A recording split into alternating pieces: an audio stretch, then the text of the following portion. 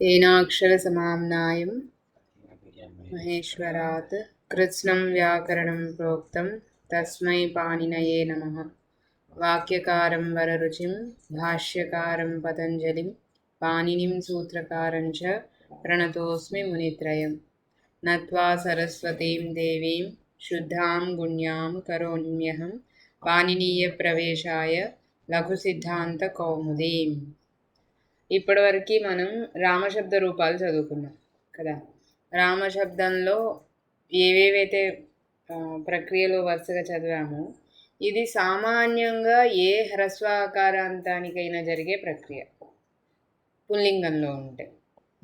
అందుకని ఇలాంటి శబ్దాలు ఏవైనా వృక్ష, లక్ష, దేవ, కృష్ణ, శివ, హర, ఇవి ఏ శబ్దాలు ఇవి తీసుకున్నా కానీ వాటన్నింటి ప్రక్రియ ఎలా ఉంటుంది?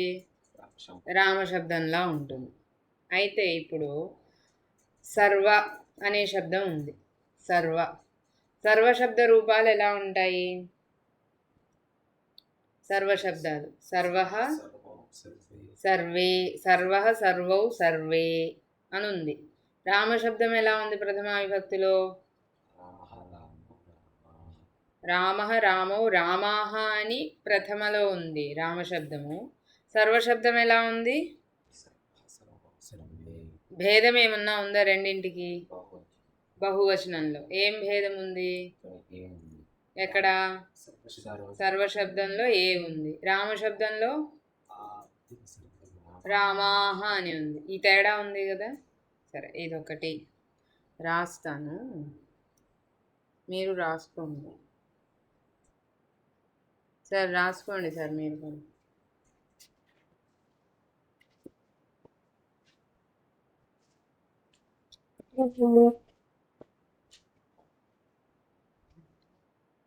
రామశబ్దం వచ్చేసరికి రామః,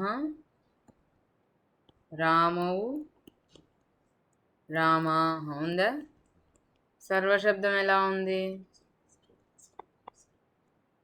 సర్వః, సర్వౌ, సర్వే ఉందా? ఈ రెండింటికి తేడా ఇక్కడ ఉంది, బహువచనంలో ఉంది. తర్వాత ద్వితీయ ఏంటి? రామౌ, రామాన్. సర్వశబ్దం ద్వితీయ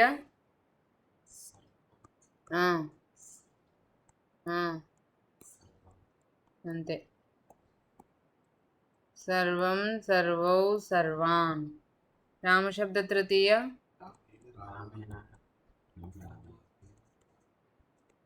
రామాభ్యాం,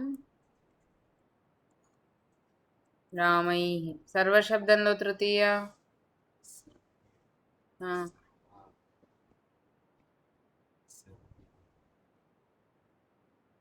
సర్వైః. చతుర్థి రామశబ్దానికి రామాయ, రామాభ్యాం, రామేభ్యః. సర్వశబ్దానికి సర్వశబ్దానికి ఏమైనా కనిపిస్తుందా ఇప్పుడు?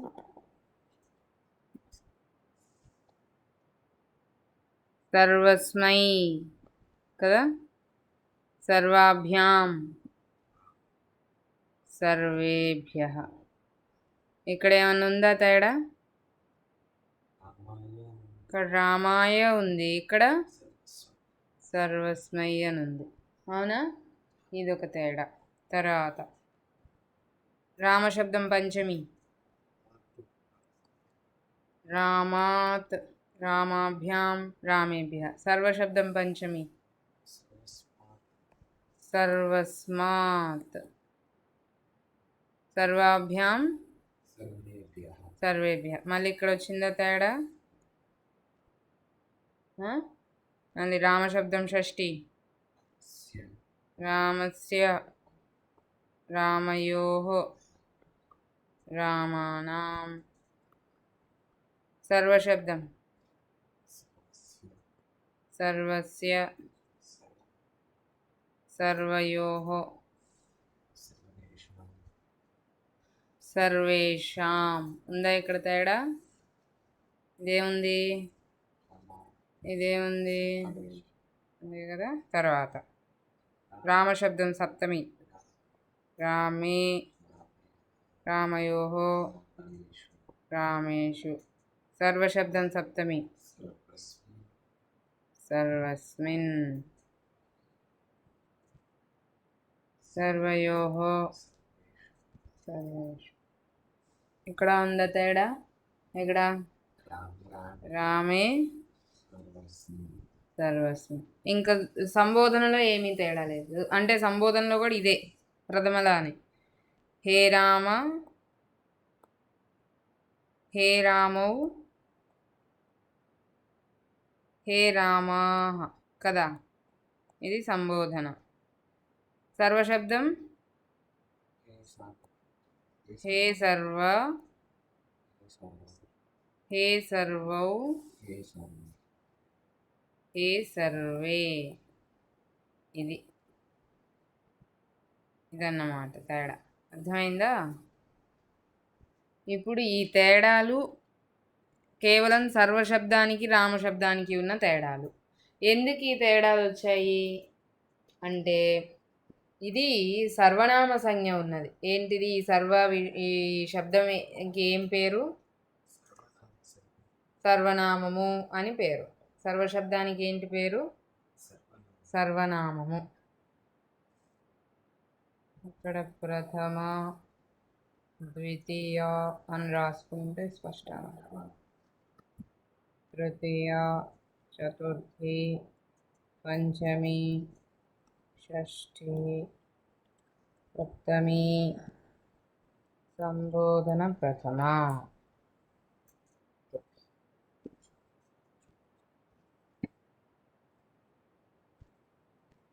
ఓ రాయలేదా నువ్వు?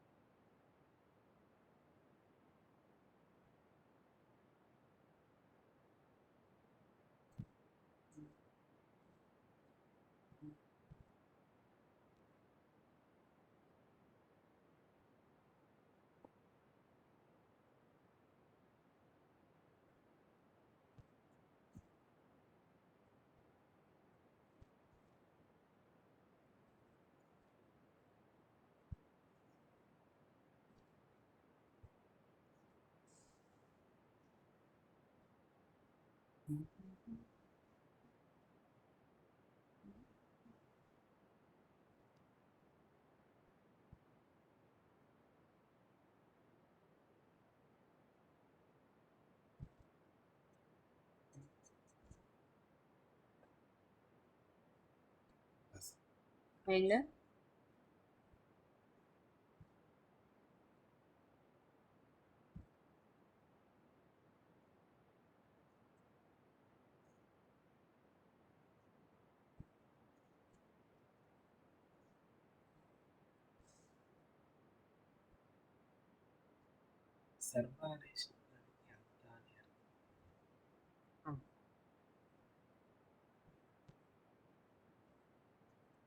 అన్ని, అంతా, అందరూ. దీనిలో మామూలుగా వాడుకలో చూస్తే గనక మేడం ఇది అంతా అందరూ ఉండేది తెలుగులో, తెలుగులో సంస్కృతంలో సర్వోపి జన అంట. అక్కడ వచ్చింది కదా ఏకవచనం.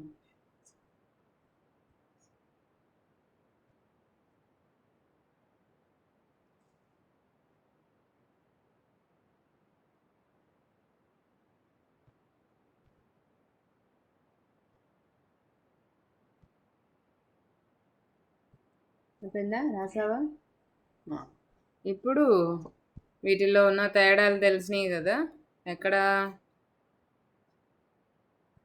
ప్రథమ బహువచనంలో ఇది రాసుకోండి. ప్రథమ బహువచనంలో సర్వే అని ఉంది, అవునా? తర్వాత చతుర్థి ఏకవచనంలో ఏముంది? చతుర్థి సర్వస్మై. పంచమి ఏకవచనంలో సర్వస్మాత్. షష్ఠి బహువచనంలో సర్వేషాం. తర్వాత ఎక్కడ ఉంది తేడా? ఖడ్గధర్ చెప్తాడు. తర్వాత ఎక్కడ తేడా ఉంది? ఏంటది? ఏ విభక్తి ఏ వచనం? సప్తమి ఏకవచనంలో ఏముంది?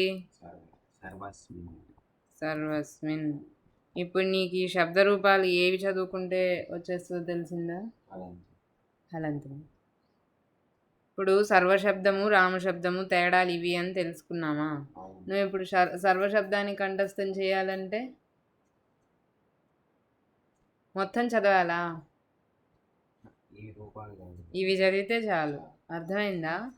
ఇప్పుడు ఏదైనా ఒక శబ్ద రూపాన్ని తీసుకున్నప్పుడు మనకి ఇంతకు ముందు వచ్చిన శబ్దంతో ఈ శబ్దాన్ని తులన చేసుకుంటే ఎక్కడ తేడా ఉందో చూసుకుంటే మనకి మిగిలింది వస్తుంది. అన్ని చోట్ల తేడా ఉండదు కాబట్టి కొంత తేడా ఏదైతే ఉందో దాన్ని సులభంగా తెలుసుకోవచ్చు. ఇప్పుడు వీటికే ప్రక్రియ మనం నేర్చుకునేది. సర్వశబ్దం అంటే సర్వశబ్దం మొత్తానికి ప్రక్రియ చెప్పరు. దేనికి చెప్తారు? ఏ తేడా ఉందో అక్కడ మాత్రమే ప్రక్రియ తేడా చెప్తారు. మిగిలిందంతా రామశబ్దం లాగానే. అర్థమైందా? ఇప్పుడు వీటి గురించి ఈ తేడాలు ఎలా వచ్చాయో చెప్పడం కోసం ముందు అసలు వీటికి ఉన్న పేరేంటో చెప్తున్నాడు. ఈ తేడా ఎందుకు వచ్చింది అంటే దీనికి సర్వనామం అనే పేరు ఉండడం వలన వచ్చింది. ఒక్క సర్వనామమే కాదు, సర్వనామం అయ్యి హ్రస్వాకారాంతం అవ్వడం వలన దీనికి ఈ పేరు వచ్చింది. అంటే దీనికి తేడాలు కనిపిస్తున్నాయి. అకారాంత సర్వనామం అవడం వలన రామశబ్దానికి సర్వశబ్దానికి ఈ తేడాలు కొన్ని మనకు కనిపిస్తూ ఉన్నాయి. మనం చదువుతోంది అకారాంత శబ్దాలు, అందుకని అందులో ఆ రామశబ్దం కంటే భిన్నమైనవి ఏమేమి ఉన్నాయో వాటి ప్రక్రియను చెప్పుకుంటూ వెళ్తారు. అర్థమైందా? ఇప్పుడు ఇది లఘు సిద్ధాంత కౌముది. అదే మనం వైయాకరణ సిద్ధాంత కౌముది కనుక తీసుకుంటే అక్కడ ఇంకా ఉన్నాయి.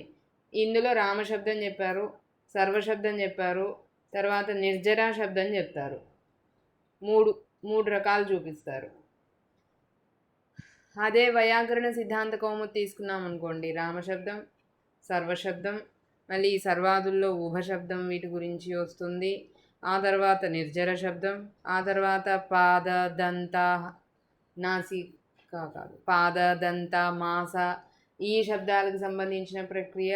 ఇలా ఇంకా శబ్దాలు ఉన్నాయి. అక్కడ హ్రస్వాకారాంతాల్లో ఇంకా తేడాల్ని చూపించారు. అన్ని శబ్దాలు లఘు సిద్ధాంత కౌముదిలో లేవు. అర్థమైందా?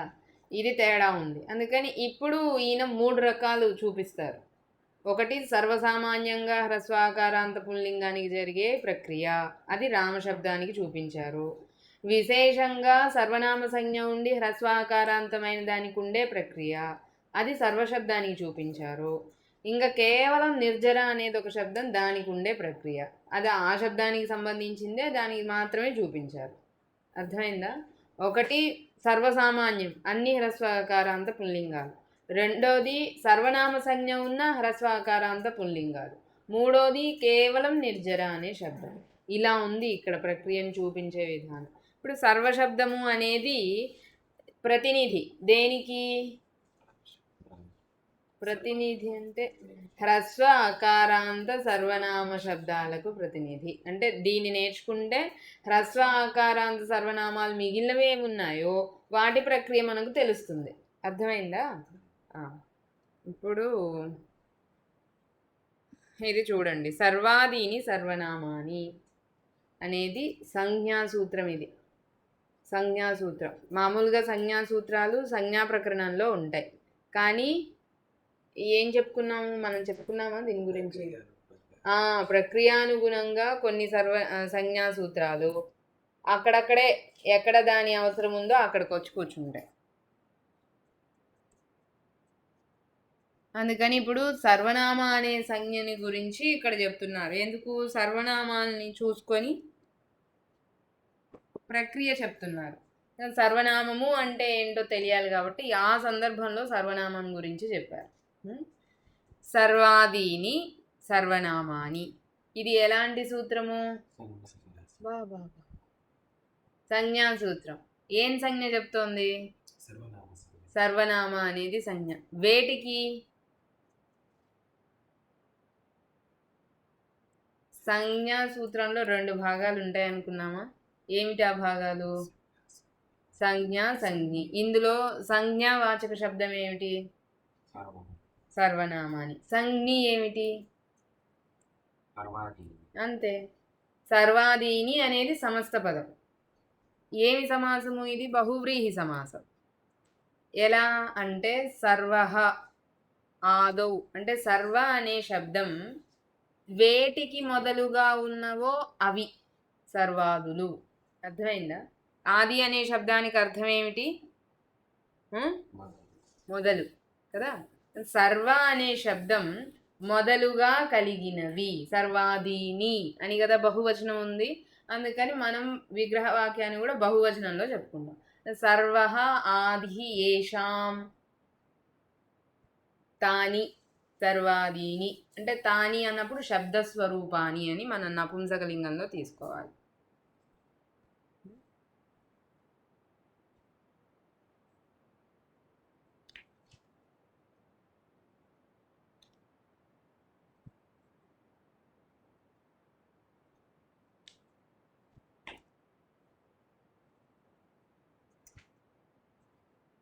ఒకటి సర్వసాధారణంగా జరిగేది, రెండవదేమో అదంతా సర్వనామ సంజ్ఞలకు జరుగుతున్నది ప్రక్రియ. ఒకటి అకారాంత పుల్లింగాలు ఏవైనా హ్రస్వాకారాంతం అని రాయాలి.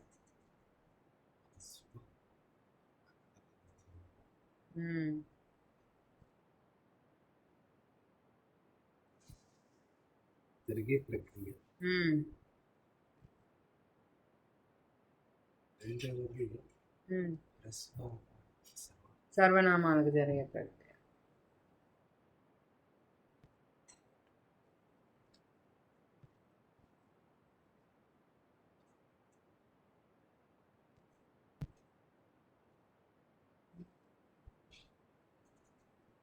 నిర్జర శబ్దానికి కేవలం నిర్జర శబ్దాన్ని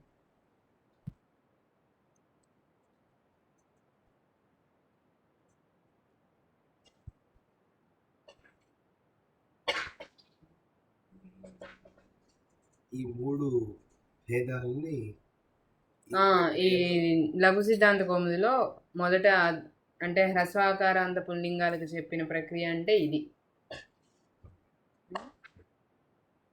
సరే, ఇప్పుడు సర్వాదీని అంటే అర్థమైందా? సర్వ అనే శబ్దం మొదలుగా కలిగినవి. ఏమిటవి ఆ కలిగినవి? అవి ఏమిటో కొన్ని ఉన్నాయి శబ్దాలు. అర్థమైందా? ఇది బహువ్రీహి సమాసం అంటే తెలుసు కదా మీ ఇద్దరికి. బహువ్రీహి. బహువ్రీహి అంటే మనం ఏ పదాలకు సమాసం చేస్తున్నామో ఆ పదాలకు సంబంధం ఉంటుంది ఒక్కొక్కసారి ఆ పదాలకు సంబంధం లేకపోయినా పూర్తిగా వేరే అన్య పదార్థాన్ని తెలియజేస్తాయి. అర్థమైందా లేదా? ఇప్పుడు లంబోదరుడు ఉంది. లంబోదరుడు అంటే అనే శబ్దం సమాసంలో ఉందా? వినాయకుడు అనే శబ్దం లేదు. కానీ మనం ఆ అర్థాన్ని ఎలా తీసుకుంటున్నాం?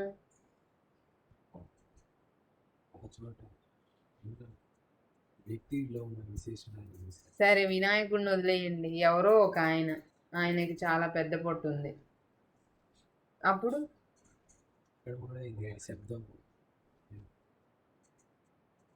ఇప్పుడు శ్వేతాంబరహ అన్నాను అంటే అది ఎలా అర్థమవుతుందండి? అర్థం కావట్లేదు. మీకు టైం అంటే పడుతుంది నెక్స్ట్ అసలు. ఎక్కడ స్పెసిఫిక్గా వాళ్ళకే ఇప్పుడు ఒక శబ్దాన్ని విన్నప్పుడు అని కాదు అది. మామూలుగా మనం దాన్ని సమాసంగా తయారు చేస్తున్నాము. ఎలా ఇప్పుడు వినకపోయినా మనం చేస్తాం కదా! దాన్ని చూసి. ఏదైనా ఒక అక్కడ ఉన్న ప్రసంగాన్ని బట్టి మనం సమాసాన్ని తయారు చేస్తూ ఉన్నాం. శ్వేతాంబరః అంటే ఏమిటి? తెల్లని వస్త్రము ఆయన ఏదో చెప్తున్నాడు. పూర్తిగా చెప్పు. తెల్లని వస్త్రం ఆ! అది మింగేస్తే పూర్తిగా అర్థం మారిపోతుంది బహువ్రీహికి. తెల్లని వస్త్రములు ధరించినవాడో, కలిగినవాడో అది కదా! అలాగే పీతాంబరః అంటే పసుపు అని వస్త్రాన్ని ధరించినవాడో లేదా కలిగినవాడో. అప్పుడు మనం సమాసంలో చెప్తున్న దానికి ఇప్పుడు శ్వేతాంబరః అంటే మనం ఇక్కడ ప్రసంగంలో ఎవరిని తీసుకుంటున్నాము? వినాయకుడిని శ్వేతాంబరః అంటే ఇప్పుడు నువ్వు వేసుకున్నావు కాబట్టి కదా నేను చెప్పాను కదా! అప్పుడు శ్వేతాంబర అనే శబ్దానికి మనం ఏ అర్థం చెప్పుకుంటాము? అంటే ఇప్పుడు శ్వేతాంబరం పశ్య అన్నాం అనుకో, నువ్వు ఎవరిని చూస్తావు? శ్వేతాన్ని చూస్తావా, అంబరాన్ని చూస్తావా, లేదా ధరించిన వాడు కదా? ఆ అర్థం ఎలా వచ్చింది? అర్థమైందా లేదా? అంటే ఇప్పుడు క్రియని గనక మనం తీసుకుంటే ఆ క్రియలోకి అన్వయం దేనికవుతుంది? అది ధరించిన వాడు, అది కలిగిన వాడు వాళ్ళకవుతుంది. ఎలా అంటే అన్య పదార్థ ప్రధాన బహువ్రీహి అని చెప్పి. బహువ్రీహి సమాసంలో ఏ సమస్త పదాలైతే సమాసంలో ఉన్న పదాల ద్వారా వేరే పదార్థం చెప్పబడుతుంది. ఆ వేరే పదార్థానికి క్రియలో అన్వయం ఉంటుంది. అర్థమైందా? ఇప్పుడు లంబోదరం ఆనయ లేదా లంబోదరం నమస్కురు అన్నారనుకోండి, మీరు ఎవరికి నమస్కారం చేస్తారు? వినాయకుడికి చేస్తాం. ఎందుకు? పెద్ద పొట్ట కలిగిన వాడు, వాడికి ఇప్పుడు నమస్కార క్రియలో అన్వయం. అర్థమైందా? ఎలా? బహువ్రీహి సమాసం అన్య పదార్థాన్ని చెప్తుంది కాబట్టి మనం అక్కడ యస్య సహా, యస్మిన్ సహా, ఏషాం తే ఇలాంటి విగ్రహాన్ని చెప్పుకొని అది కలిగిన వాడు, అది ఎవరి చేత చేయబడిందో, అది ఎవరిలో ఉందో, అది ఎవరి నుండి వచ్చిందో, ఇలా రకరకాలుగా విగ్రహ వాక్యాన్ని చెప్పుకొని మనం ఆ అర్థాన్ని తీసుకుంటాం. అర్థమవుతుందా ఏమన్నా? స్పష్టంగా. అలా ఇక్కడ సర్వాదీని అనేది కూడా బహువ్రీహి సమాసం. అందుకని దీనికి అర్థం ఎలా తీసుకుంటాం? సర్వ మొదలుగా కలిగినవి. ఏమిటవి? కొన్ని శబ్దాలు. అర్థమైందా? ఆ కలిగినవి కొన్ని శబ్దాలు. ఏమిటా శబ్దాలు అంటే మొత్తం పట్టికిస్తున్నాడు. సర్వ, విశ్వ, ఉభ, ఉభయ, డతర, డతమ, అన్య, అన్యతర, ఇతర, త్వత్, త్వా, నేమ, సమ, సిమ. తర్వాత మళ్ళీ సూత్రం వచ్చింది. పూర్వపరావర దక్షిణోత్తరాపరాధరాణి వ్యవస్థాయాం అసంజ్ఞాయాం. తర్వాత స్వమజ్ఞాతి ధనాఖ్యాయాం అంతరం బహిర్యోగోపసంవ్యానయోహో. మళ్ళీ శబ్దాలు వచ్చాయి. త్యద్, తద్, యద్, ఏతద్, ఇదం, అదస్, ఏక, ద్వి, యుష్మద్, అస్మద్, భవతు, కిం. ఇవి మొత్తం 35 సర్వాదయ అని చెప్పి ఇస్తున్నారు. 35 అంటే 35 ఉన్నాయి సర్వాదులు. ఆయనతో కొంచెం సంస్కృతంలో మాట్లాడుతూ ఉంటే తర్వాత క్లాసులకి అలవాటు అవుతాడు. నిర్ణయించుకున్నావా ఎక్కడ అని? అయిపోయిందా? నిర్ణయం అయిపోయిందా? సరే. ఇప్పుడు ఏది సర్వాదులు, సర్వ మొదలుగా కలిగినది గణానికి. సర్వాదీని అనే శబ్దానికి సర్వ మొదలుగా కలిగినది.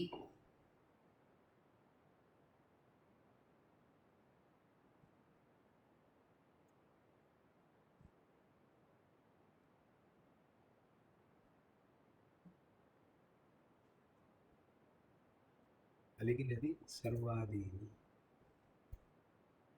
కలిగినవి అనుకోవాలి. సర్వ మొదలుగా కలిగినవి బహువచనం కదా. సర్వాదీని బహువచనం ఉంది, అందుకని బహువచనం ఉంది.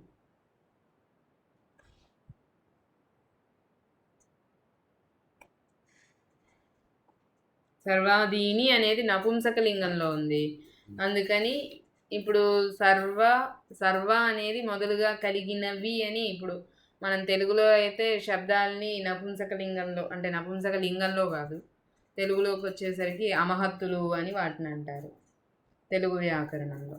అవి శబ్ద అనే శబ్దం ఏ లింగంలో ఉందో తెలుసా? శబ్ద పుల్లింగం.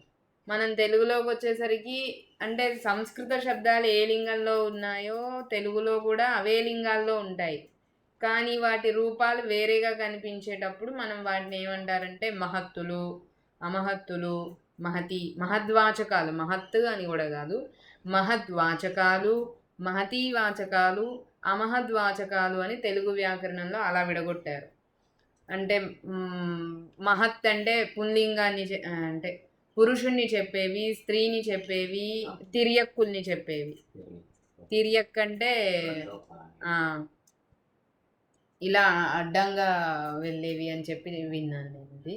సరే, అవి అవి అమహద్వాచకాలు. అమహద్వాచకానికి మళ్ళీ మనం నపుంసకలింగంలో ఏదైనా శబ్దం తీసుకుంటే ఎలా ఉంటుందో అలా ఉంటాయి రూపాలు తెలుగులో. అందుకని ఇప్పుడు వృక్ష అని ఉంది, సంస్కృతంలో వృక్ష శబ్దం ఏ లింగము? తెలుగులో కూడా పుల్లింగమే, కానీ అది మహద్వాచకమా, అమహద్వాచకమా, మహతీవాచకమా? అహమద్ లేదు, అమహద్వాచకం. మనం అదేంటి, అదే మాయాబజార్లో లంబు జంబు తస్మది వాళ్ళు అసమదీయులు, తసమదీయులు. పాండవులు ఎవరు అంటే అసమదీయులు, కౌరవులు ఎవరు అంటే తసమదీయులు. తసమదీయులు అనే శబ్దమే లేదు.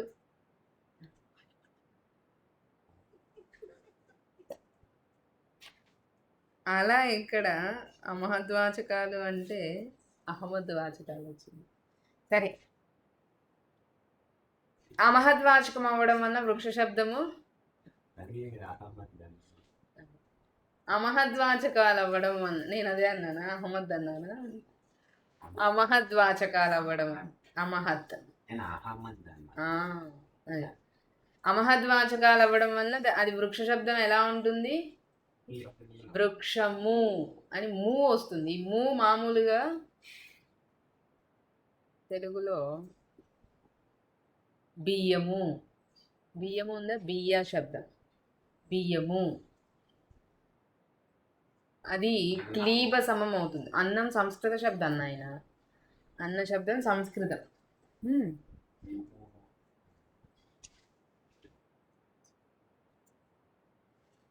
అయితే ఈ శబ్దాలు మామూలుగా నపుంసకలింగాల్లో ఉన్నప్పుడు ఎలా ఉంటాయో, అంటే నపుంసకలింగము అనేది చాలా వరకు ఆచికం అంటే నేను ఇంకా తెలుగు వ్యాకరణంలోకి వెళ్ళిపోతున్నట్టున్నది సంస్కృతం నుంచి.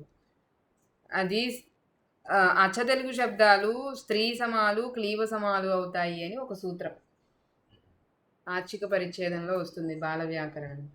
అచ్చ తెలుగు శబ్దాలు స్త్రీ సమాలు కానీ క్లీబ సమాలు కానీ, అంటే దానిలో ఉన్న రూపాలు వీటికి వస్తాయి, దానిలో ఉన్న ప్రక్రియ ఇక్కడ వస్తుంది. అట్లా ఇక్కడ కూడా మనం సంస్కృత శబ్దాన్ని, అప్పుడే ఇంత టైం అయిందా, మనం ఏం చదివాం, ఇంత సమయం అయిపోయింది. అయితే దీనిలో కూడా అలాగేనమాట. అందుకని శబ్దము అని మనం నపుంసకలింగంలా వాడతాం, కానీ సంస్కృతంలో అది శబ్ద అని. అర్థమైందా? శబ్ద అనేది ఏ లింగంలో ఉంది? పుల్లింగంలో ఉంది. మరి ఇప్పుడు సర్వాదీని అనేది ఏ లింగంలో ఉండాలి? సర్వ మొదలుగా కలిగిన శబ్దాలు అని గనక ఉంటే, అంటే సర్వ ఆదిహి ఏషాం తే అని ఉందనుకోండి, ఉంటే ఏ లింగంలో ఉండాలి? సర్వాది శబ్దం పుల్లింగంలో ఉండాలి. ఇప్పుడు పుల్లింగం బహువచనం, ఏషాం తే, తే అంటే బహువచనం, చాలా కలిగినవి. కాబట్టి సర్వాది అనే శబ్దం పుల్లింగం ఏ వచనంలో ఉండాలి? బహువచనం. బహువచనంలో. అప్పుడు ఏం రూపం ఉంటుంది? సర్వాదయః. సర్వాదయః. ఎలా అయితే హరయః ఉందో సర్వాదయః ఉండాలి. కానీ ఇక్కడ ఏ వచనంలో ఏ లింగంలో ఏ వచనంలో ఉంది? బహువచనంలోనే ఉంది, కానీ నపుంసక లింగంలో ఉంది. ఎలా మరి? శబ్దః అనే శబ్దమేమో పుంలింగంలో ఉంటే సర్వాది శబ్దమేమో నపుంసక లింగంలో ఉంది. అంటే ఇక్కడ అన్య పదార్థం ఏమిటి అనేది ప్రశ్న. అర్థమైందా? అన్య పదార్థం ఏ లింగంలో ఉంటే ఆ లింగంలో సమస్త పదం ఉంటుంది, బహువ్రీహి. ఇప్పుడు పీతాంబరః అన్నాడు అనుకోండి, అప్పుడు ఏంటి? ఆ పీతమైన అంబరం కలిగిన వాడు ఆయన పుల్లింగంలో ఉన్నాడు. ఒకవేళ స్త్రీ అయితే ఇది స్త్రీలింగంలో ఉంటుంది. అర్థమైందా? తేడా తెలిసిందా? అందుకే నీలాంబర అదే ఏం లలితా సహస్రనామంలో వస్తుంది అనుకుంటానే. సర్వా ఎక్కడో వస్తుంది, అక్కడ అంబరా అంబరి అనో ఏదో వస్తుంది. అది మనం తెలుగులో రకరకాలుగా చేసేసాం, కానీ అలా అవ్వడానికి ఏ ఆస్కారమే లేదు.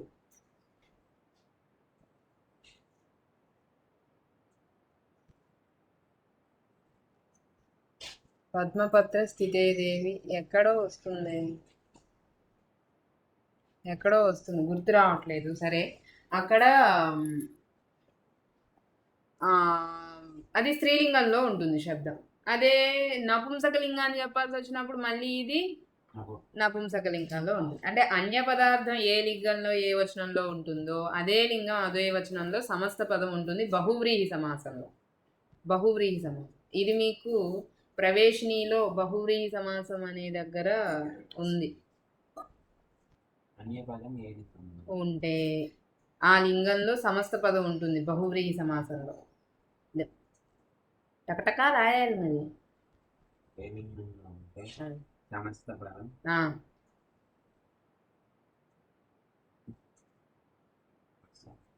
రాయి. ఏం గుర్తు? ఏ సమాసంలో? బహువ్రీహి సమాసం.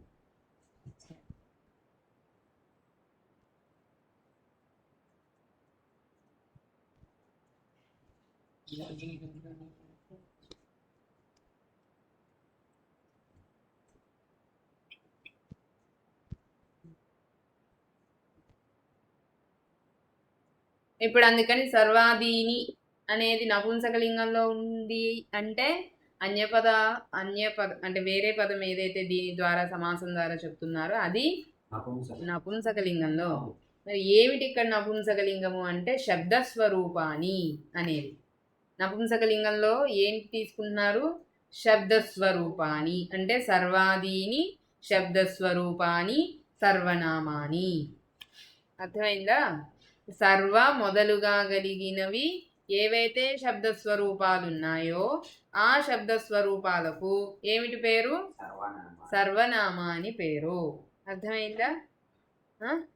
అది ఇప్పుడు ఆ శబ్దస్వరూపాలు ఏమిటేమిటి అంటే ఇప్పుడు వీటిల్లో సర్వశబ్దాన్ని కూడా కలుపుకోవాలి మనం. సర్వ మొదలుగా కలిగినవి ఏవైతే ఉన్నాయో అవి అంటే అవి సర్వశబ్దం కూడా. వీటన్నింటికి సర్వనామం అనే పేరు వస్తుంది. దీనిలో ఒక చిన్న విషయం ఉంది, అది కూడా చెప్పుకొని ఇక్కడ ఆపేద్దాం. ఇదంతా గణం.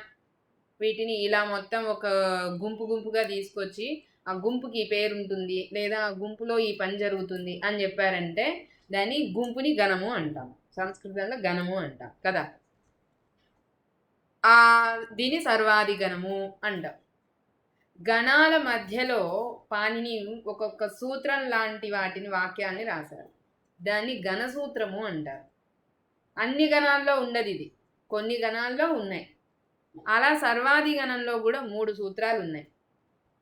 ఆ 3 సూత్రాలనే చెప్తున్నారు. ఇప్పుడు ఏమేమి శబ్దాలు ఉన్నాయో వరుసగా చెప్పారు. సర్వ, విశ్వ, ఉభా, ఉభయ, డతర, డతమ, అన్యాన్యతర, ఇతర చెప్పుకుంటూ వెళ్ళిపోయారు. తర్వాత పూర్వ, పరావర, దక్షిణోత్తర, పరాధరాణి వ్యవస్థాయాం అసంజ్ఞాయాం అని ఒక వాక్యం చెప్పారు. ఈ వాక్యంలో పూర్వ, పర, అవర, దక్షిణ, ఉత్తర, అపర, అధర ఇన్నున్నాయి శబ్దాలు. పూర్వ, పర, అవర, దక్షిణ, ఉత్తర, అపర, అధర. ఇన్ని ఉన్నాయి. ఎన్ని? 7. ఈ 7 శబ్దాలకి కూడా అసంజ్ఞాయాం వ్యవస్థాయాం సర్వనామ సంజ్ఞ అని అన్నమాట ఈ వాక్యానికి అర్థం. వ్యవస్థావాచకాలు కానప్పుడు, వ్యవస్థ అంటే ఏమిటి అనేది మళ్ళీ తర్వాత మనం చదువుకుంటాము. అలాంటివి కానప్పుడు సర్వనామము అనేది పేరు. అర్థమైందా? సంజ్ఞావాచకాలు కాకూడదు. అంటే ఎవరిదైనా పేరు సర్వ అని, పూర్వ అని ఉండకూడదు, పర అని ఎవరిదైనా పేరు ఉండకూడదు. సంజ్ఞావాచకాలు కానివి, వ్యవస్థలో ఉన్నవి, వ్యవస్థావాచకాలైనవి, వాటికి సర్వనామ అనేది పేరు. అర్థమైందా? అర్థం కాలేదు. పూర్వ, పర, అవర ఇవి శబ్దాలు. వీటికి సర్వనామము అనేది పేరు. ఎప్పుడు? వ్యవస్థాయాం అసంజ్ఞాయాం. వ్యవస్థావాచకాలు అయినప్పుడు, సంజ్ఞావాచకాలు కానప్పుడు.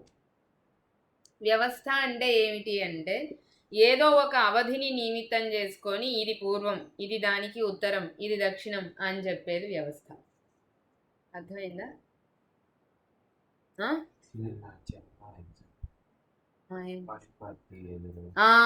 దేనికంటే ఎదురు, దేనికంటే పక్కన, అది ఆ అవధిని చెప్పుకొని మనం పూర్వము పరము అని చెప్పుకుంటామే, దాన్ని వ్యవస్థ అంటారు.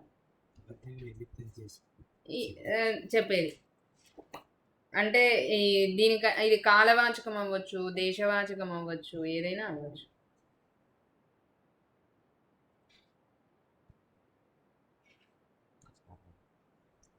ఏం గుర్తుందో చెప్పు. తర్వాత అంతే, బేస్ని నిమిత్తం అంటారు. అర్థమైందా? అలా ఉన్న శబ్దాలకి ఇప్పుడు ఏంటి పేరు? సర్వనామము. ఇది సూత్రం కూడా ఉంది, తర్వాత వస్తుంది మనకి ఈ సూత్రం. పూర్వపరావర దక్షిణోత్తరాపరాధరాన్ వ్యవస్థాయాం అసంజ్ఞాయాం.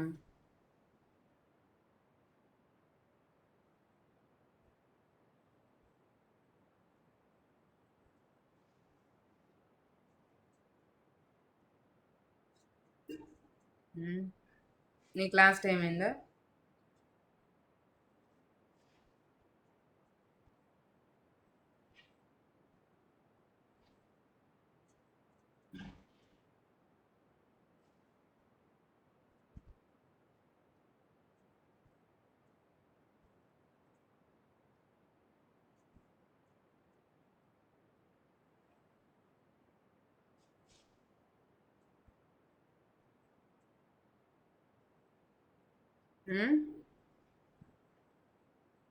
అర్థమైందా? అలాగే స్వమజ్ఞాతి ధనాఖ్యాయం. స్వం అనేది శబ్దము, అజ్ఞాతి ధనాఖ్యాయం. సరే, ఇక్కడి నుంచి మళ్ళీ తర్వాత చదువుకున్నాము. ఇక్కడి నుంచి తర్వాత చదువు. మళ్ళీ నీ క్లాస్ ఉంది, నాకు క్లాస్ ఉంది. అయితే ఈ 2 చదివేద్దామా? స్వం అజ్ఞాతి ధనాఖ్యాయం. స్వ అనే శబ్దానికి 4 అర్థాలు ఉన్నాయి. ఆత్మ, ఆత్మీయ, జ్ఞాతి, ధన. ఆత్మ, ఆత్మీయ, జ్ఞాతి, ధన. అంత ప్లేస్ కింద ఉంది కదా. స్వ అనే శబ్దానికి 4 అర్థాలు ఉన్నాయి. ఆత్మ, ఆత్మీయ, జ్ఞాతి, ధన. జ్ఞాతి, ధన. ఈ 4గింట్లోనూ అజ్ఞాతి ధనాఖ్యాయం అన్నాడు. అంటే జ్ఞాతి ధన అర్థాలు కానటువంటి అని అర్థం. అజ్ఞాతి ధనాఖ్యాయం అంటే జ్ఞాతి ధన అర్థాలు కానటువంటి స్వశబ్దానికి సర్వనామం అనేది పేరు. స్వ అనే శబ్దానికి జ్ఞాతి ధన అర్థాలు కానప్పుడు సర్వనామం అనే పేరు వస్తుంది. అంటే ఏ అర్థాల్లో? ఇప్పుడు 4 అర్థాలు ఉన్నాయా స్వశబ్దానికి, అందులో 2 అర్థాలు కాకుండా ఉన్నప్పుడు సర్వనామ సంజ్ఞ వస్తుందన్నాడా? అంతే. ఆ 2 అర్థాల్లో ఉన్న స్వశబ్దానికి సర్వనామ సంజ్ఞ. అర్థమైందా? ఏ 2 అర్థాల్లో? ఆత్మ, ఆత్మీయ. స్వస్య అన్నారనుకో, స్వస్య అంటే ఇప్పుడు స్వస్మై దదాతి అన్నాడు అనుకోండి, తనకు తానే ఇచ్చుకుంటున్నాడు. ఇక్కడ స్వ అనే శబ్దానికి అర్థం ఏంటి? ఆత్మ అని అర్థం. అర్థమైందా? ఈ ఈ అర్థంలో స్వశబ్దానికి సర్వనామ సంజ్ఞ. అదే జ్ఞాతి, జ్ఞాతి అంటే దాయాదులు, జ్ఞాతి అంటే దాయాదులు, ధనము అంటే డబ్బు. ఈ రెండు అర్థాల్లో స్వశబ్దానికి సర్వనామ సంజ్ఞ లేదు. అంతరం బహిర్యోగోపసంయానయోహో, అంతర్ అనే శబ్దానికి బహిహి బయట అనే అర్థంలో, బహిర్యోగ ఉపసంయానం, ఉపసంయానము అంటే వస్త్ర విశేషం, కింద వేసుకునేదా లోపల వేసుకునేదా వస్త్ర విశేషం. దాన్ని అంతర్ అనే శబ్దాన్ని గనక ఆ అర్థం ఉన్నప్పుడు, అంతర అనే శబ్దానికి వస్త్రము అనే అర్థం ఉన్నా కానీ, అలాగే బయట అనే అర్థం ఉన్నా కానీ దానికి సర్వనామ సంజ్ఞ వస్తుంది. అంతే. అంతరం బహిర్యోగోపసంయానయోహో. అర్థమైందా? మిగిలినవన్నీ శబ్దాలు వరుసగా త్యద్, తద్, యద్, ఏతద్, ఇదము, అదస్, వీటన్నింటికి సర్వనామం అనేది పేరు. ఇందులో కేవలం ఈ 9 శబ్దాలు ఉన్నాయి కదా, పూర్వపర అనేవి 7, స్వ అనేది 8, అంతర అనేది 9. ఈ 9ంటికి మాత్రం కొన్ని అర్థాల్లోనే సర్వనామ సంజ్ఞ ఉంది అని చెప్పడానికి విశేషంగా సూత్ర రూపంలో వాక్యాన్ని చెప్పారు. దీన్ని ఘనసూత్రం అంటారు. ఈ 3 అష్టాధ్యాయంలో కూడా సూత్రాలుగా చెప్పారు. ఆ సూత్రాలకు వేరే అర్థం, ఈ సూత్రాలకు వేరే అర్థం. అర్థమైందా? దాని గురించి మళ్ళీ మనం తర్వాత చదువుకుందాం.